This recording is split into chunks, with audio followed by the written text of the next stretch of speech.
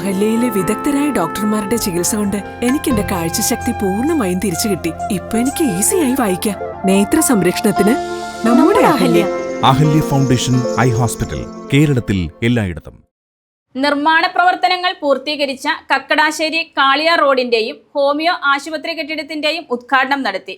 മന്ത്രി PA മുഹമ്മദ് റിയാസ് ഉദ്ഘാടനം നിർവഹിച്ചു.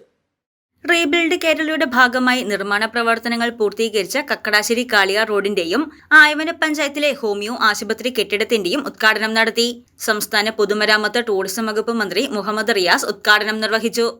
മൂവാറ്റുപുഴ നിയോജക മണ്ഡലത്തിൽ ഇവിടുത്തെ MLA ശ്രീ മാത്യു കുഴൽനാടനും അതുപോലെ തന്നെ ഇവിടുത്തെ ജനപ്രതിനിധികളും മുൻ MLA ശ്രീ എൽദോ ഉൾപ്പെടെ വിവിധ രാഷ്ട്രീയ പാർട്ടിയുടെ നേതൃനിരയിലുള്ളവരും ഈ മണ്ഡലത്തിലെ രാഷ്ട്രീയ പാർട്ടിയുടെ നേതൃനിരയിലുള്ളവരെന്ന് പറയുമ്പോൾ ഞാൻ പ്രദാനം ചെയ്യുന്ന പ്രസ്ഥാനത്തിൻ്റെ പ്രത്യേകത എനിക്കിപ്പോൾ യുവജന സംഘടനാ രംഗത്ത് പ്രവർത്തിച്ചവരാണ് ഇതിൽ മഹാഭൂരിപക്ഷവും എന്നുള്ളതാണ്. എല്ലാവരെയും വ്യക്തിപരമായി ഒക്കെ അറിയുന്നവരാണ്. അപ്പോൾ ഈ മണ്ഡലത്തിൻ്റെ ഓരോ മുക്കിലും മൂലയിലുമുള്ള കാര്യങ്ങൾ അവർ ശ്രദ്ധയിൽപ്പെടുത്താറുണ്ട്. വികസന പ്രവർത്തനത്തിൽ ഇവരെല്ലാവരും MLA മുൻ MLA എല്ലാവരും ചേർന്ന് മുന്നോട്ട് വെക്കുന്ന നാട്ടിലെ ജനങ്ങൾക്കാണല്ലോ അതിൻ്റെ ഗുണം.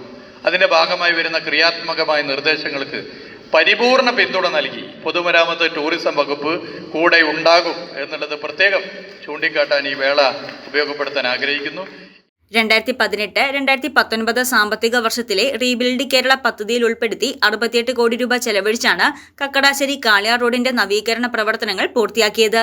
നാഷണൽ ആയുഷ് മിഷന്റെ 30 ലക്ഷം രൂപയും പഞ്ചായത്ത് വിഹിതമായ 11.5 ലക്ഷം രൂപയും അടക്കം 41.5 ലക്ഷം രൂപ ചെലവിലാണ് ഹോമിയോ ആശുപത്രി കെട്ടിടത്തിന്റെ നിർമ്മാണം പൂർത്തിയാക്കിയത്. മാത്യു കുഴൽനാടൻ MLA അധ്യക്ഷത വഹിച്ച ഉദ്ഘാടന ചടങ്ങിൽ block panchayat president KG Radhakrishnan, Ayavana panchayat president Surumi Ajeesh, vice president Rajan Kadakkot, Aneesha Mathew, Zhivago Thomas, Mercy George, Rahana Sobin, MS Bhaskaran Nair, Julie Sunil, Uma Ramakrishnan, Annakkutty Mathews തുടങ്ങിയവർ പ്രസംഗിച്ചു. News desk Muvattupuzha news.